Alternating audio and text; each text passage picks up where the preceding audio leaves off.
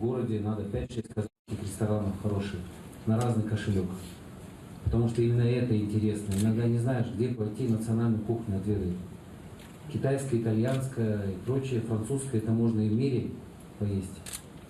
И когда у нас приходишь, да, очень вкусно, но понятно, итальянцы пиццу делают лучше, чем мы. Но мясо по-казахски лучше, чем мы, тоже никто не сделает из Баурсаки.